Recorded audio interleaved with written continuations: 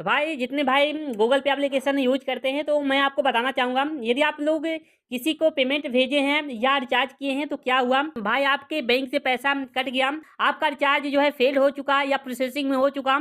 यदि प्रोसेसिंग में हो चुका तो वो पैसा कहाँ जाएगा 100% आपको क्लियरिटी बताऊंगा किस तरह से क्या है जो भी है आप लोग देखिएगा। यदि फेल हुआ है तो फेल वाला पैसा कहाँ जाता है, तो सबसे पहले अभी मैं आपको दिखाता हूँ। तो सबसे पहले गूगल पे एप्लीकेशन आपको ओपन कर लेना है। भाई देखिए, यदि आपने किसी को पेमेंट भेजा है तो पेमेंट जो है आपका फेल हो चुका है, तो सिंपली मैं आपको बता देना चाहता हूँ, यदि फेल होता है तो 24 घंटे के अंदर जो है क्लियर हो जाता है। यदि आपके अकाउंट में जो है पैसा चला जाता है। यदि फेल हुआ है, यदि प्रोसेसिंग में है तो प्रोसेसिंग वाला पैसा कहाँ जाता है, तो आपको ये सब जानना बेहद जरूरी है। क्योंकि यदि आपका प्रोसेसिंग में हो जाता है तो भाई आपका जो है प्रॉब्लम, बहुत ही बड़ी प्रॉब्लम हो जाती है। तो आपको डाउट रहता है पैसा किसके खाते में जाएगा, हमारे खाते में आएगा या उनके खाते में जाएगा जिनको मैंने भेजा है।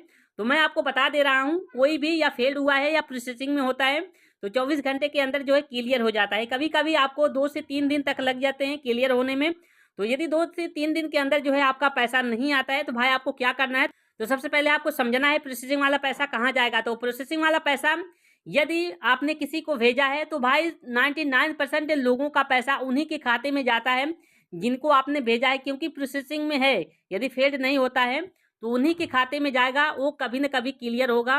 जैसे ही क्लियर होगा तो भाई पैसा उन्हीं के खाते में जाएगा जिनको आपने भेजा है। तो जिस तरह से मैं आपको बता रहा हूँ तो भाई आपको समझना जरूरी है, क्योंकि बहुत सारे लोग कन्फ्यूजन में हो जाते हैं। तो भाई यदि आप कहीं जो है पेमेंट किए और आपका पैसा आपके बैंक से कट गया और जो है प्रोसेसिंग में आपका हो गया है, तो आपको क्या करना है, तो भाई आपको वेट करना है जब तक ये क्लियर नहीं होता है।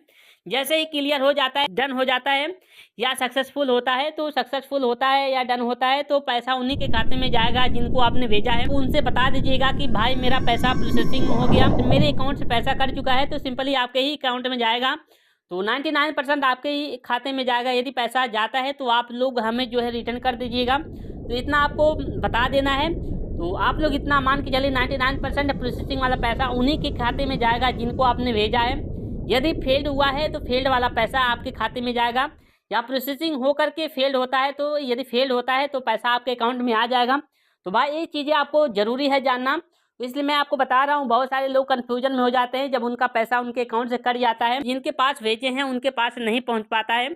तो भाई आपको क्या करना है, यदि आपको कभी कभी ऐसा भी होता है 3 दिन तक हो जाते हैं आपका पैसा प्रोसेसिंग में रहता है या फेल्ड हुआ है तो फेल्ड ही बताता है, आपका पैसा आपके अकाउंट में नहीं आ पाता है, उस हालत में आपको क्या करना है, आपको जो है गूगल पे कस्टमर केयर नंबर से आपको बात करना पड़ेगा।